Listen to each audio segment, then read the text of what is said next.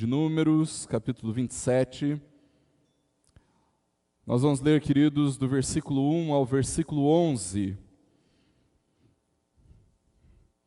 Livro de Números, capítulo 27. Nós leremos, queridos, do versículo 1 ao versículo 11, onde a palavra do Senhor diz assim: Então vieram as filhas de Zelofehade, filho de Éfer, filho de Gileade, filho de Maquir, filho de Manassés, entre as famílias de Manassés, filho de José. E são estes os nomes delas: Macla, Noa, Rogla, Milca e Tirza. Elas se apresentaram diante de Moisés, diante do sacerdote Eleazar, diante dos chefes e diante de todo o povo, à porta da tenda do encontro, dizendo: Nosso pai morreu no deserto, e não estava entre os que se ajuntaram contra o Senhor no grupo de Corá, mas morreu por causa do seu próprio pecado e não teve nenhum filho homem. Por que se tiraria o nome de nosso pai do meio da sua família, só porque não teve filhos? Dê-nos uma herança entre os parentes de nosso pai. Moisés apresentou a causa delas ao Senhor, e o Senhor disse a Moisés: As filhas de Zelofehade estão pedindo o que é justo. Certamente você deve dar-lhes propriedade como herança entre os parentes do pai delas, e deverá transferir a elas a herança do pai. E diga aos filhos de Israel: Se alguém morrer e não tiver filho, passem a herança dele para sua filha. E se não tiver filha, deem a herança aos irmãos dele.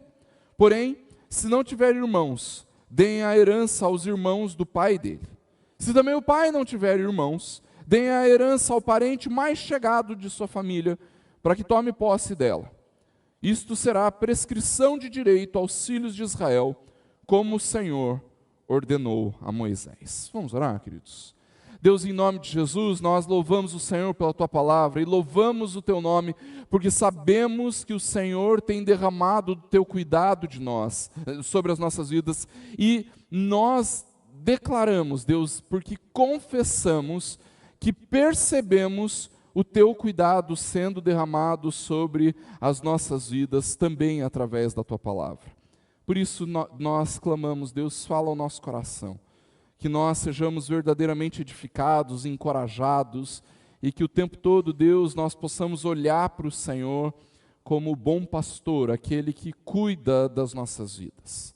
Age com graça, é o que nós te pedimos em nome e para a glória do Senhor Jesus. Amém. Daqui a 2 semanas, queridos, nós iremos eleger presbíteros e diáconos para servir, para conduzir e para cuidar da nossa igreja. Esse é um tempo muito importante na vida da igreja e, por causa disso, é sempre muito propício, irmãos, que nós possamos meditar a respeito do cuidado de Deus sobre as nossas vidas. Normalmente, quando nós pensamos em sermos cuidados, nós normalmente imaginamos algo que seja manifesto de forma mais individualizada, algo mais próximo, algo mais íntimo. Quando nós vemos o marketing das empresas que estão relacionadas com o ato de cuidar, normalmente nós vamos ver algumas campanhas que manifestam esse interesse individual, esse interesse na proximidade com o cliente, com o paciente, algo que respeite as especificidades de cada caso, não é verdade? Pensa nas propagandas de plano de saúde, por exemplo. As propagandas sempre vão reforçar o demonstrar como você, individualmente, é importante. Como a sua realidade familiar é importante para aquela empresa e como eles se importam no cuidado com você e com a sua família. Não é assim? Você é importante, a sua família, sua necessidade. Nós temos um atendimento individualizado. E quando nós falamos da vida como igreja, queridos, essa preocupação também se faz presente, irmãos. Vez ou outra, quando nós enfrentamos lutas, quando nós enfrentamos problemas intensos, problemas começam a tomar conta do nosso coração, nós precisamos de uma orientação específica a respeito de uma crise, então nós vamos procurar alguém que possa nos abençoar, alguém que possa nos encorajar, alguém que possa nos aconselhar. Normalmente nós procuramos um pastor, mas já fica aqui a dica, você pode ficar tranquilo em procurar um presbítero também, um homem de Deus, uma mulher de Deus, que possa servir, abençoar você, aconselhar o seu coração. E nós esperamos, ao procurarmos essas pessoas, provarmos de uma atenção mais dedicada, enquanto nós ali estamos enfrentando alguma dificuldade. E graças a Deus por termos essa possibilidade na vida como igreja, queridos. No entanto, irmãos, ainda que esse tipo de cuidado seja extremamente necessário e todos nós precisemos de um acompanhamento em situações específicas, nós não deveríamos limitar o cuidado que Deus exerce sobre as nossas vidas apenas a essa realidade mais próxima, mais íntima, mais específica. Nós precisamos perceber que o Senhor, na sua doce bondade, permanece cuidando do seu povo em todo o tempo. Acho que foi inevitável perceber que durante a liturgia, queridos, nós vimos o quanto a Bíblia fala sobre o cuidado de Deus nas nossas vidas, não é verdade? Nós lemos textos que falam sobre isso, nós oramos sobre isso, nós cantamos sobre o cuidado de Deus. Deus, de fato, irmãos, promete cuidar do seu povo. E se Deus, na sua palavra, promete cuidar de nós, queridos, então, nós somos chamados a vivermos debaixo desse cuidado gracioso. E, além disso, tomarmos providência para que o cuidado de Deus seja ainda mais manifesto no mundo em que nós vivemos. O livro de Números, queridos, é o livro que nos conta sobre a peregrinação de Israel no deserto. Logo após do Senhor libertar o seu povo da escravidão do Egito, o povo passa a andar no deserto e por causa das constantes rebeliões e desobediências, o Senhor faz com que Israel ande por 40 anos no deserto até entrar na terra prometida. Queridos, eu fiz 40 anos esse ano. E não é pouco tempo não, né? Algumas dificuldades da idade eu já começo a sentir. 40 anos caminhando num deserto não é pouco tempo. É evidente, queridos, que esse tempo não era apenas um castigo da parte de Deus. Apesar de sim, Deus ter usado esses 40 anos para corrigir e tratar o coração do seu povo, esse tempo, irmãos, também era necessário para que toda aquela geração de rebeldes e desobedientes passasse e assim uma nova geração tomasse lugar na herança que o Senhor havia preparado para o povo da aliança. Essa herança é a terra de Canaã. No capítulo 26, o Senhor ordena então que Moisés e o sacerdote Eleazar levantassem o censo de todo o povo, para que a divisão da terra fosse feita de maneira justa.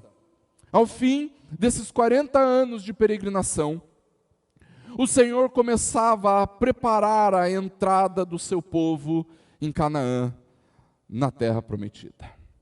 Mas perceba, irmãos, Canaã era muito mais do que uma terra dos sonhos.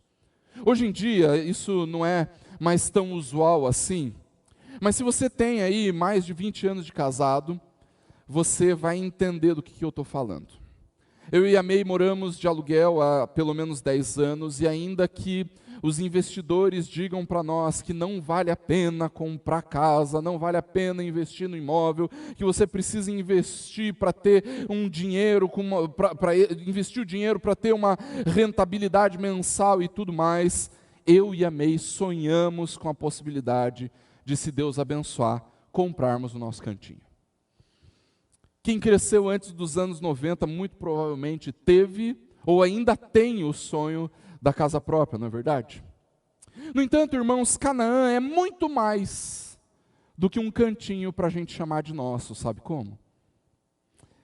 Canaã é muito mais do que o sonho da casa própria.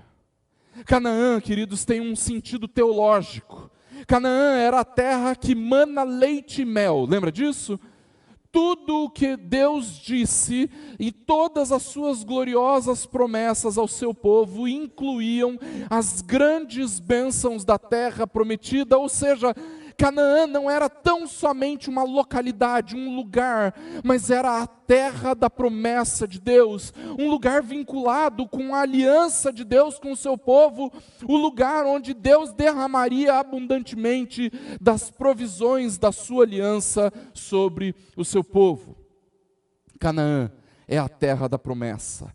Canaã é o lugar onde Deus derrama todo o seu shalom, o lugar onde Deus manifesta a sua provisão, o seu sustento, o descanso, a liberdade, a tranquilidade.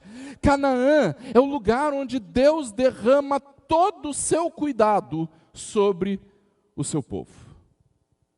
No entanto, no capítulo 26, ao fazer o recenseamento de todo o povo de Israel, o Senhor também estabelece como seria a divisão daquela terra.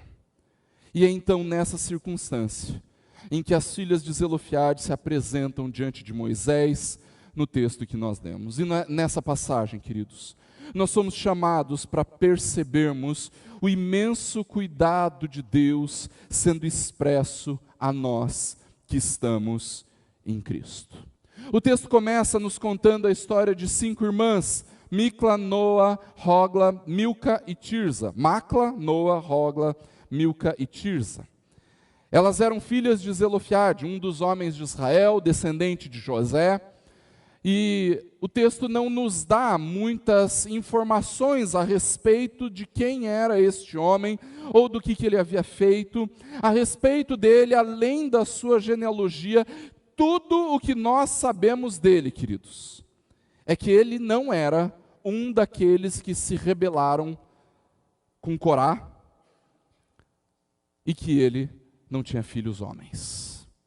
Essas duas informações, elas não nos ajudam muito a conhecer a vida de Zelofeade. No entanto, queridos, elas são suficientes para entendermos o motivo pelo qual essa narrativa está relatada aqui.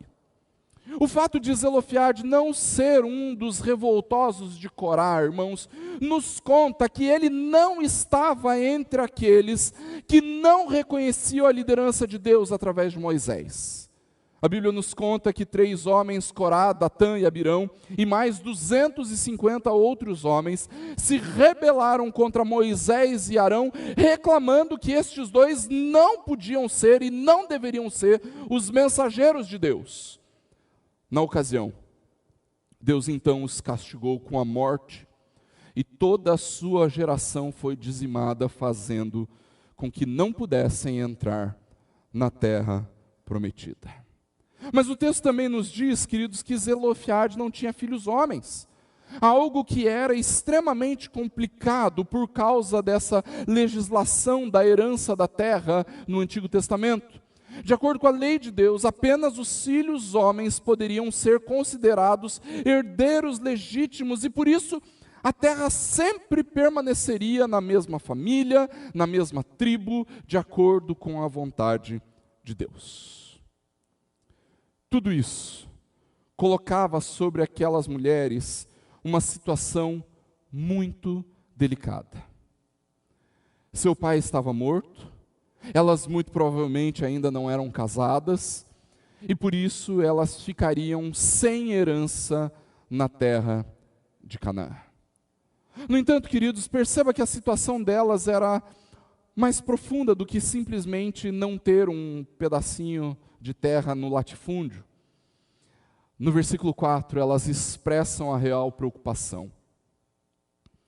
A real preocupação daquelas 5 mulheres era a honra do seu pai, chamado Zelofeade.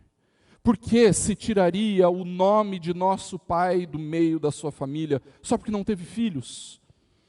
Ao entrar na terra prometida, queridos, aquelas mulheres não ficariam desamparadas. elas seriam acolhidas pela sua tribo, elas seriam acolhidas pelos seus familiares mais próximos, e honestamente, elas acabariam se casando e seriam amparadas pelos seus maridos. O problema não era como o caso das viúvas que nós tantas vezes ouvimos, que ficariam completamente desamparadas, sem recursos, de forma alguma, não era este o caso. Mesmo que elas vivessem uma situação um pouco mais complicada, elas teriam o amparo que precisariam. A preocupação delas, queridos, é com a herança do pai, de Zelofehade. A preocupação delas era com o nome do pai sendo excluído da herança da família. E na concepção delas, ele não merecia essa desonra. Ah, pastor, mas o texto diz que Zelofehade, mesmo não tendo pecado com Corá, ele cometeu seus próprios pecados. É verdade, o texto diz. O texto realmente diz isso. No entanto, queridos, ao que parece, o versículo 5, aquelas 5 mulheres, elas estavam apenas dizendo que a morte do pai tinha sido uma consequência da pecaminosidade de todos os seres humanos. Era mais ou menos como se elas estivessem dizendo assim, morreu por causa do próprio pecado. Uma forma de indicar que elas compreendiam que o pai tinha a pecaminosidade de todos os seres humanos. No entanto, irmãos, elas mesmas percebem que existia alguma injustiça naquilo tudo, e é exatamente por isso que elas se apresentam diante de Moisés e de Eleazar e diante das autoridades do povo. Moisés ouve a petição daquelas mulheres, e sem saber que decisão tomar, apresenta a causa das filhas de Zelofehade ao Senhor, que em sua graça e bondade demonstra o seu doce cuidado para com o seu povo. E é exatamente por isso, queridos, que a primeira coisa que nós precisamos perceber nesse texto é que Deus cuida de nós ao estabelecer a sua justiça e a sua retidão. A primeira coisa que Deus fala a Moisés a respeito das petições, da petição das filhas de Zelofehade, é que o que elas estão pedindo é justo. Primeira parte do versículo 7. Deus, o justo juiz, dá o seu veredicto. Isso está de acordo com a justiça. No entanto, queridos, perceba que Deus não apenas declara que aquilo que as filhas de Zelofehade pediram era justo, mas que isso Deus formula e dá ao seu povo uma nova lei, que deveria ser obedecida em todos os tempos. Os versículos 8 a 11 apresentam para nós uma nova legislação relativa à herança, uma lei que foi promulgada pelo próprio Deus. Ao fazer isso, irmãos, o Senhor estava demonstrando que a preocupação daquelas mulheres estava vinculada com aquilo que é justo, com aquilo que é bom. A petição das filhas de Zelofehade estava completamente atrelada ao caráter justo do legislador. Em outras palavras, irmãos, através dessa petição, aquelas mulheres estavam manifestando o apreço pelo caráter justo de Deus. Mesmo que elas estivessem pensando na honra do seu pai, mesmo que elas estivessem pensando na porção de herança que receberiam, ainda assim, por trás de tudo isso, estava o caráter justo de Deus. Para a gente compreender um pouco mais o motivo pelo qual tudo isso era importante, nós precisamos entender, queridos, qual era o lugar da lei para o povo de Deus no Antigo Testamento. Hoje pela manhã, na escola bíblica, o pastor Patrick falou um pouquinho sobre isso. É importante, queridos, entendermos que antes do Senhor entregar a lei ao seu povo, antes disso, o Senhor faz uma aliança que é exibida nos patriarcas, uma aliança com o seu povo. Entenda, Deus não virou para o povo e disse assim, olha, para vocês pertencerem ao meu povo, vocês precisam cumprir essa lei. Não foi isso que Deus fez. Ao contrário, Deus chama o seu povo e diz, vocês são o meu povo. Essa é a identidade de vocês, vocês são meus, vocês me pertencem, e para que vocês me honrem, para que vocês conheçam o meu caráter, a minha santidade, a minha justiça, a minha glória, para que vocês me conheçam, eu vou dar a minha lei para vocês. A lei de Deus, queridos, é uma manifestação do seu caráter, da sua justiça, da sua santidade, do seu cuidado sobre o seu povo. E quando as filhas de Zelofehade pedem algo justo, irmãos, elas estão manifestando, mesmo sem saber, o caráter do Deus Santo que elas deveriam conhecer. E isso se torna tão evidente que aquela lei passa a vigorar de acordo com a palavra de Deus a Moisés. Pastor, o que isso tem a ver comigo? Infelizmente, queridos, nem sempre nós conseguimos perceber que Deus também exerce o seu cuidado nas nossas vidas através da sua lei, através da sua justiça. Normalmente nós vemos a lei e a justiça de Deus apenas como formas de Deus punir a gente. Mas isso não é verdade. A lei foi dada para que nós conhecêssemos o caráter justo de Deus, para que nós conhecêssemos a sua justiça e, ao conhecermos isso, estas coisas, o caráter de Deus fosse usado para o nosso bem. Deus cuida de nós através da sua lei, queridos, Deus cuida de nós através da sua justiça. Esse episódio nos mostra isso, irmãos. A lei de Deus foi dada para o nosso benefício, ela manifesta o caráter santo de Deus, mas ela também expressa todo o cuidado de Deus para com o seu povo. Viver em obediência à lei de Deus, irmãos, é uma forma de experimentarmos do cuidado de Deus para conosco. Deus cuida de nós ao nos fazer viver de acordo com a sua lei. Se você quer viver perigosamente, então viva em rebeldia contra Deus. Mas quem anda em obediência, anda em segurança, anda debaixo do cuidado de Deus. No entanto, queridos, assim como as filhas de Zelofehade, nós também somos chamados para expressarmos o padrão da justiça e da retidão de Deus, onde quer que nós estejamos. Mas pastor, eu não sou um jurista, pastor, eu não sou advogado, como é que eu posso agir de forma a manifestar o padrão justo da lei de Deus? Queridos, em toda a nossa vida, em tudo o que nós fazemos, nós somos chamados para manifestar o padrão da justiça e da retidão do nosso Deus. Se Deus te conceder a vocação de se tornar um jurista, um deputado, um vereador, alguém que terá a responsabilidade de criar leis para a sociedade, então nestas leis você precisa manifestar o cuidado e a justiça de Deus. No entanto, convenhamos, poucos de nós estaremos ligados à criação e formulação de leis, não é verdade? Mas isso não nos isenta da responsabilidade de manifestarmos o caráter justo e o cuidado de Deus na vida das pessoas que estão à nossa volta. Queridos, o Senhor nos vocaciona, irmãos, para o trabalho, para construirmos uma cultura de justiça e cuidado, uma cultura de justiça e cuidado baseada no caráter de Deus. Qualquer que seja a sua profissão, você sabe muito bem que existem maneiras justas e maneiras injustas de executar o seu trabalho, não é verdade? Qualquer que seja a sua profissão, você sabe que existem formas de expressar o cuidado de Deus e formas de manifestar o egoísmo humano através do seu trabalho.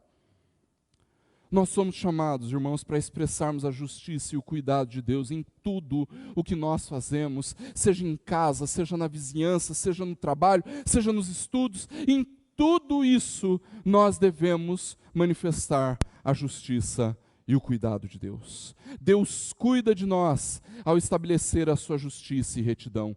E tenha certeza, em muitos momentos, você vai precisar ser o instrumento do Senhor, para que a retidão do Senhor seja manifesta, como foi com as filhas de Zelofehade.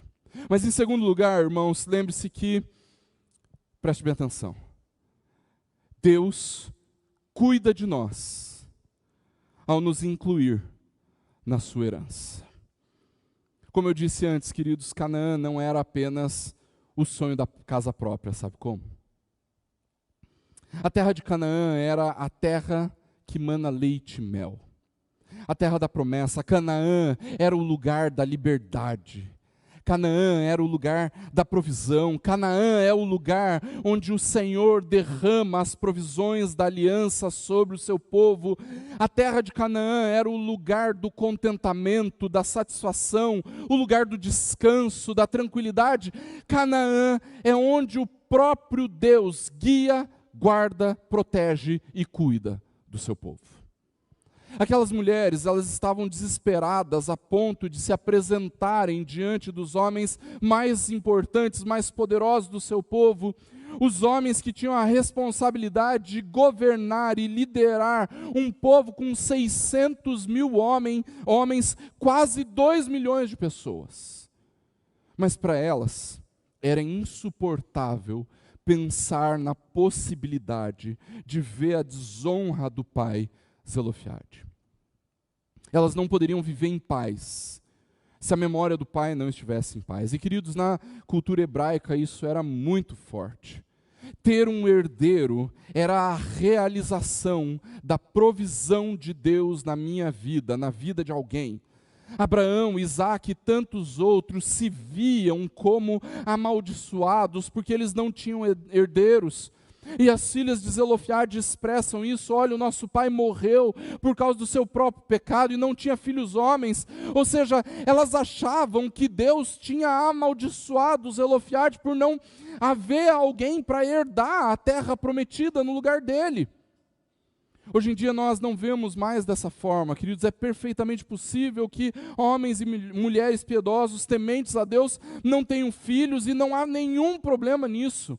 Se Deus der condições para que você tenha filhos, então faça isso, povoe a terra, obedeça a Deus e tenha muitos filhos.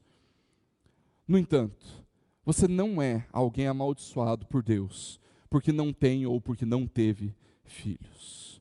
Mas na compreensão das pessoas do Antigo Testamento, queridos, a incapacidade de deixar alguém para herdar a terra era visto como uma maldição. Mas veja como Deus é gracioso, queridos. O Senhor faz questão de afirmar a herança até mesmo de alguém que era considerado amaldiçoado. Prestou bem atenção? Deus, pela sua justiça, pela sua santidade, pela sua retidão, fez com que alguém considerado maldito pudesse receber a sua herança.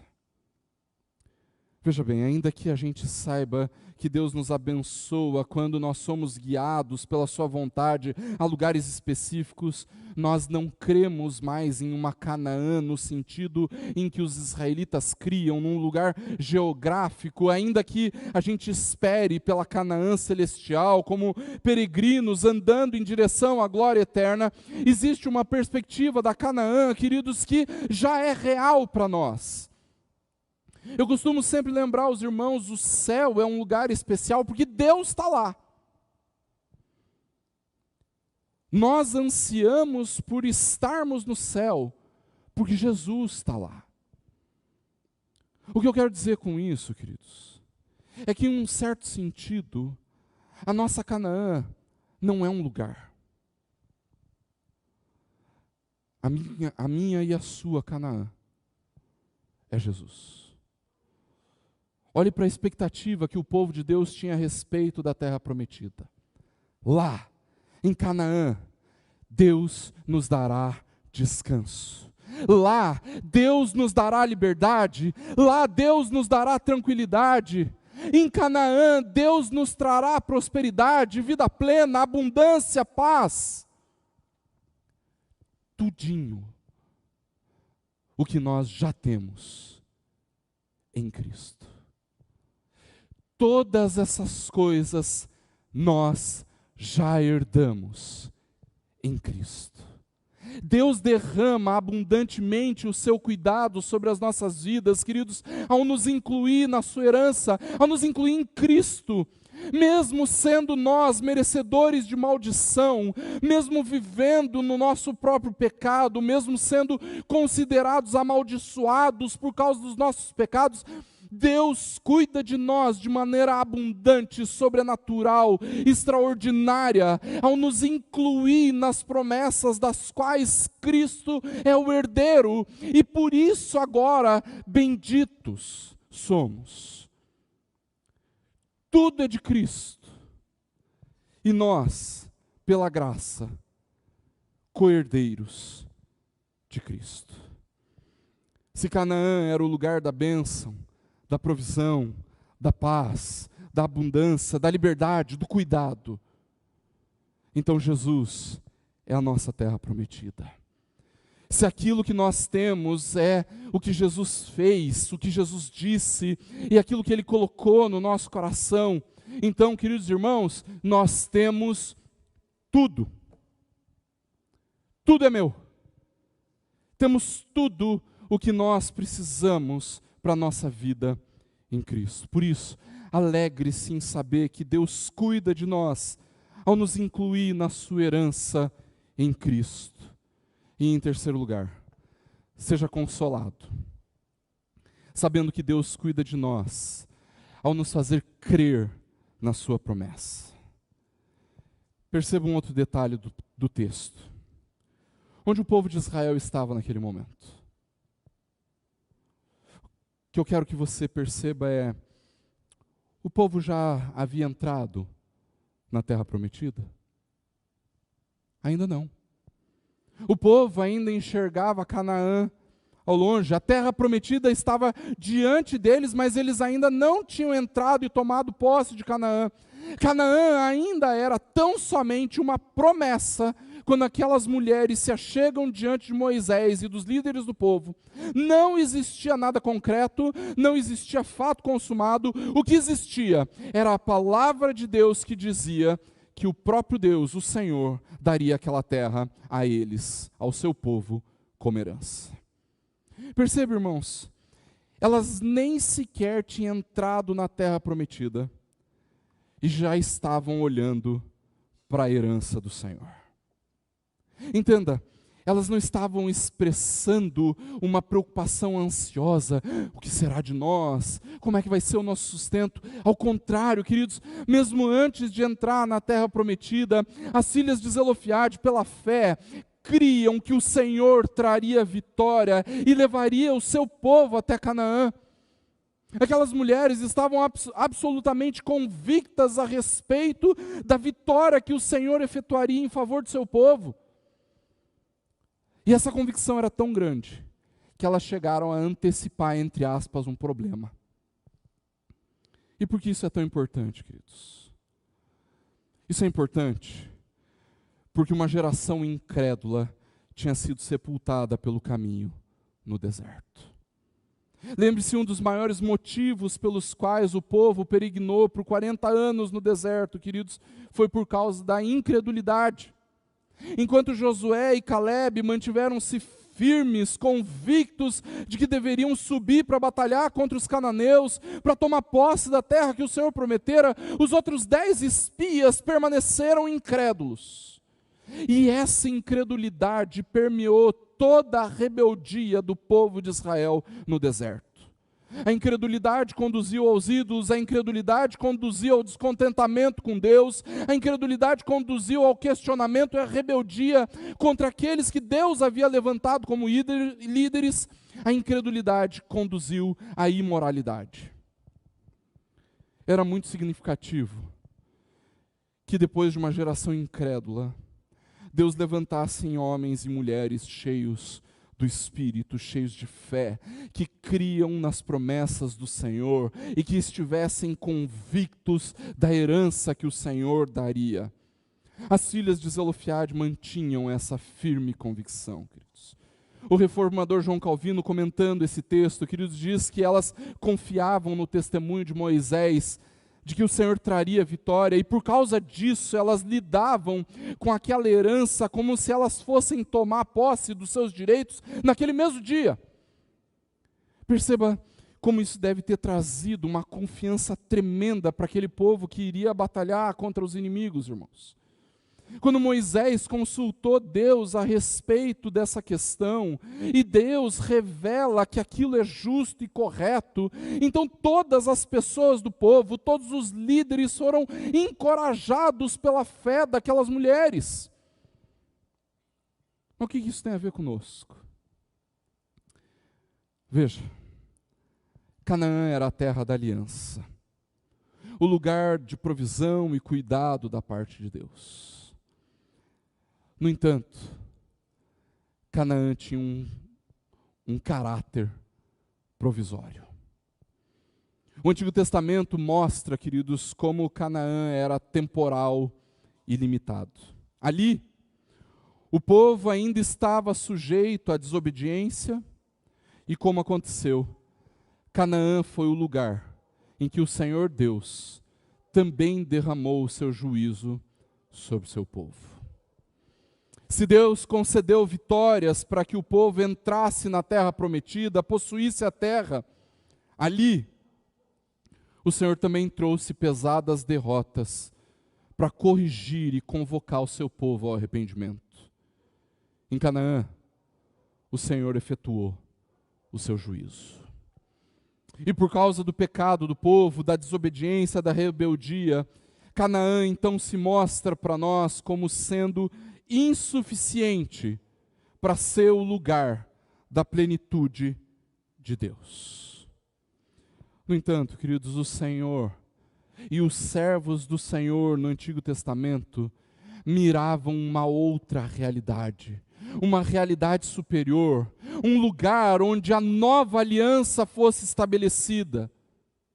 Esse lugar é Cristo.